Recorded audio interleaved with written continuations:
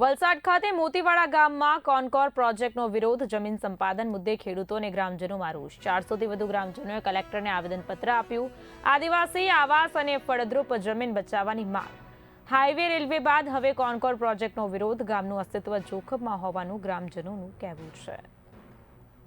આજરોજ અમે મોતીવાડા ગામથી આવ્યા છીએ કલેક્ટર સાહેબને આવેદનપત્ર આપવા માટે કે અમારા ગામમાંથી જે પ્રોજેક્ટ જાય છે એમાં આગળ બી પ્રોજેક્ટમાં અમારે ગામની ઘણી બધી જમીનો ગઈ છે, હાઈવેમાં, બ્રિજમાં, રેલવેમાં, અને અત્યારે બી એક પ્રોજેક્ટ આવી રહેલો છે જેમાં અત્યારે બી પાછી જમીનની માંગણી થઈ રહેલી છે। તો અમારે સાહેબને એટલી જ વિનંતી છે કે આ પ્રોજેક્ટ તમે કાં તો બીજી જગ્યાએ ખસેડો યા તમે કોઈક એમાં નવું કરો, કેમ કે એમાં ઘણા આદિવાસીનો આવાસો જાય છે, પ્લસ ખેડૂતોની જમીનો જાય છે જે અમે પોતે ખેડૂતો છીએ અને અમારી જમીનમાં અમે કેરી, ચીકુના ઝાડો છે, સિઝનેબલ શાકભાજી કરે છે બહેનો, એમની આજીવિકા ચાલી રહેલી છે। એટલે અમારે સરકારને એક વિનંતી છે અમારા તરફથી, અમારા ગામના ઘણા ભાઈઓ તેમજ બહેનો તરફથી કે આ પ્રોજેક્ટ તમે કોઈક બીજી જગ્યાએ ખસેડો તો। કલેક્ટર સાહેબને આવેદનપત્ર આપવા માટે આવ્યા છે। લગભગ અમારી સાથે 400 થી 500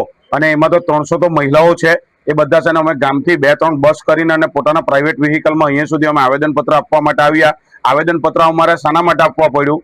કોનકર કરીને કંપની છે, એ કંપની અમારા ગામની અંદર રેલવેને લાગુ એ લોકો લગભગ 100 એકર 80 થી 100 એકર જમીન સંપાદન કરે છે।